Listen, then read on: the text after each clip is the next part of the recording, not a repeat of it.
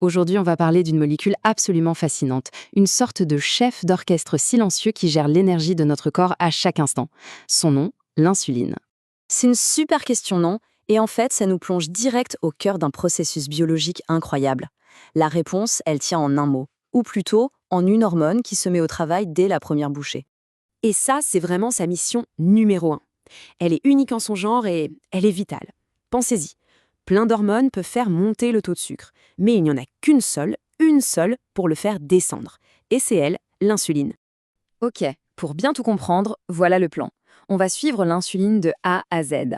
D'abord, on verra son rôle de gestionnaire, puis son parcours, comment elle est contrôlée, quelle est sa mission exacte, et enfin, ce qui se passe quand tout se dérègle. Allez, c'est parti, on plonge dans le vif du sujet. Parce que l'insuline, faut bien comprendre que c'est pas juste une hormone parmi d'autres. Non, non, c'est vraiment le grand Manitou de notre glycémie, un pilier fondamental de notre santé. Alors, d'où est-ce qu'elle vient, cette fameuse insuline? Eh bien, imaginez au plus profond de votre pancréas des sortes de petits villages spécialisés. On les appelle les îlots de Langerhans.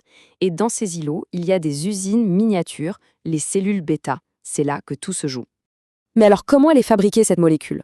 Comment on passe d'un simple plan, d'une info génétique, à une hormone prête à passer à l'action? Alors, si on la regarde au microscope, l'insuline, c'est une protéine avec une architecture hyper précise. Vous avez deux chaînes, la A et la B, qui sont solidement attachées ensemble par ce qu'on appelle des ponts disulfure. Et cette forme, elle n'est pas là par hasard, hein. C'est ce qui en fait une sorte de clé, une clé parfaitement taillée pour s'insérer dans les serrures de nos cellules. En fait, elle n'est pas directement sous sa forme finale. C'est un peu comme une sculpture. Le corps, il fabrique d'abord une version plus grande, inactive, qu'on appelle la proinsuline. Et ensuite, des enzymes, comme des petits ciseaux moléculaires, viennent couper le morceau en trop. Et hop, on obtient l'insuline active, prête à bosser. Et une fois qu'elle est libérée, attention, elle ne perd pas de temps. Sa mission dans le sang dure à peine une dizaine de minutes avant qu'elle soit dégradée. Et c'est crucial en fait, cette courte durée de vie. Ça permet au corps de faire des ajustements ultra précis, quasi instantanés, de la glycémie. Ok, donc elle est super puissante, elle agit vite, mais qui appuie sur le bouton? Comment le corps sait-il exactement quand il faut la libérer? C'est là qu'on découvre un système de régulation qui est juste incroyablement bien fait. Ouais, c'est la grande question. Qu'est-ce qui dit au pancréas: allez, c'est le moment, envoie l'insuline? Parce que évidemment, elle ne fait pas ça au hasard. Il est constamment à l'écoute de tout un tas de signaux.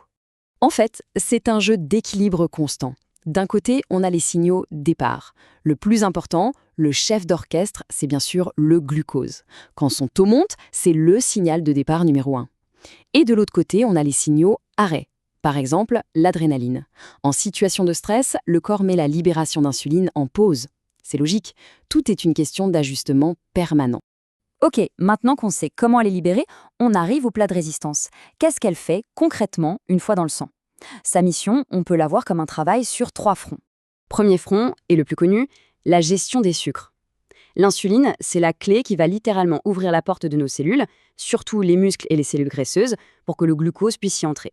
Une fois à l'intérieur, 2 options, soit on le brûle tout de suite pour avoir de l'énergie, soit on le met de côté pour plus tard en le stockant. Et en même temps, elle envoie un message très clair au foie: stop, arrête de produire du sucre, on en a assez.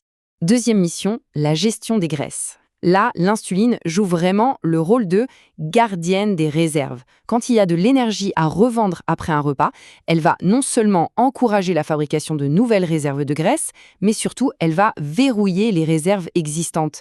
Elle dit au corps: on est en période d'abondance, on ne touche pas aux économies. Et enfin, troisième et dernier front, la construction de protéines. L'insuline a ce qu'on appelle un effet anabolique, c'est-à-dire qu'elle est là pour construire. Elle aide les briques élémentaires, les acides aminés, à entrer dans les cellules pour réparer les tissus, pour la croissance. C'est une vraie bâtisseuse. Donc, si on voulait résumer tout ça en une seule phrase, ce serait celle-ci. L'action principale de l'insuline, c'est vraiment de permettre au corps soit d'utiliser l'énergie qu'il vient de recevoir, soit de la stocker intelligemment pour plus tard. C'est l'aiguilleur en chef de l'énergie.